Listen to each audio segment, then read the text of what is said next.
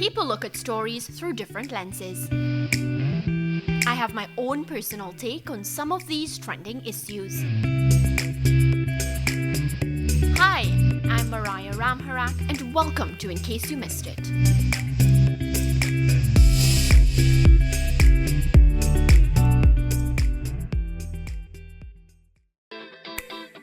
Hello and welcome to another episode of In Case You Missed It. Today's edition focuses on athletics. Our special guest is the Bahamian sprinter who is the 2012 100-meter and 200-meter World Junior Champion. She also competed at the 2012, 2016 and 2020 Summer Olympics. Let's welcome Anthonique Strachan to In Case You Missed It. Welcome. Hello. How are you doing? How's everything? I'm good. Everything is going fine right now. I think it's fitting that we start from your most recent competition. Last Saturday at the Velocity Fest in Kingston, you finished ahead of Shelly-Ann Fraser-Pryce in the 200 meters. Talk to us about that performance. Well, I prefer the 200 meters over all my other events. And Saturday was the second time that I did the 200 meters for the season. I was really excited with it because the first 200 I ran was in Bermuda, where I ran into a -5 headwind. And this Saturday, past Saturday, I ran into a legal wind, which was a better wind. And a better race per se, even though I still messed it up a little bit, but it was all good, all in all. But Anthonique, it must be a big deal to be able to beat Shelly-Ann Fraser-Pryce. It is, but I mean, I'm not really looking at that right now. My method right now is not who I'm beating, but just the little small goals that I have for myself from my progression. Right, and speaking about small goals, how has preparation for this season been coming along? What are you doing? Well, this season so far, I'm more focusing on listening to my coaches and also preparing myself better mentally and building back confidence because I lost a lot of confidence over the years. So that's just basically it. What has caused you to lose confidence? Well, I had a stellar junior career where I never really lost the race. Even though I was injured a lot, I underestimated my injuries and stuff like that, and also transitioned into the senior ranks. So with all the injuries and collecting surgeries and stuff like that, and then the performances started to dwindle more and more, and I actually started to lose more races at a bigger stage and bigger level. So it started to hit my confidence a lot. And eventually I started the second, third, and fourth guess myself. So it sort of had me at an off for where I was going to be. Yeah, well, that's in the past now, and thankfully, you're doing better. But just for us to get some insight, are you 100% fit now? Yes, I only have like little small niggles here and there, but nothing really major for me to say I'm going to be affected the way I was before. All right. Well, you're currently a part of MVP Track Club in Jamaica. Despite being Bahamian, is it the quality of coaching that has brought you to the land of wood and water? Yes, it has. It has. Like I said, I had a lot of injuries and I lost confidence. So I thought my biggest problem was my technique.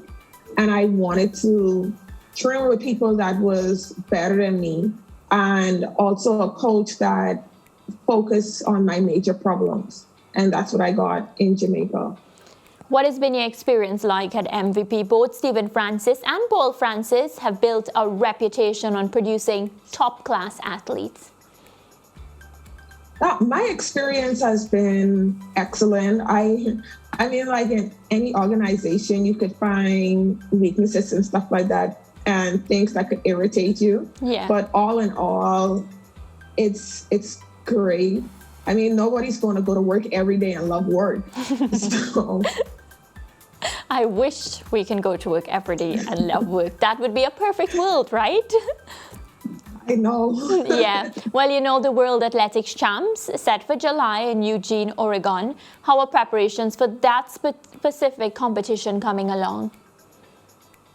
Preparations for Oregon this year is coming along pretty well. I recently qualified for the first time ever in the 100 meters on a senior level. And I also re-qualified again in the 200 meters because I did qualify last year at the Olympic Games. And I qualified again this weekend when I ran with Shelly Ann. Top stuff for sure. What would it mean to you to achieve international success in Oregon? For me, it's just the fact that I could say that, okay, I could see what everybody else saw in me as a junior because I never really saw it as a junior, to be honest with myself. So just to say that I could live up to what was projected for me. Yeah, this question is one that, you know, is very close to my heart because it involves women and, you know, us dominating in certain areas. How does it feel for you to be taking part in competition where women are dominating? Just recently, Olympic gold medalist Elaine Thompson-Herah, she won the prestigious Laureate Sportswoman Award for 2022.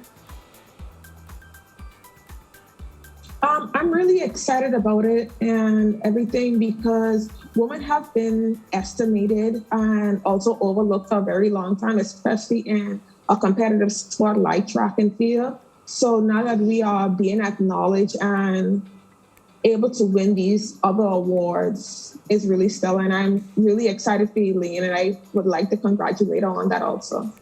Yeah, and you know, we all have plans to get where we want to be. It's the reason why we get up every day and we work hard to get to that point. Anthonique, what are your overall targets this season?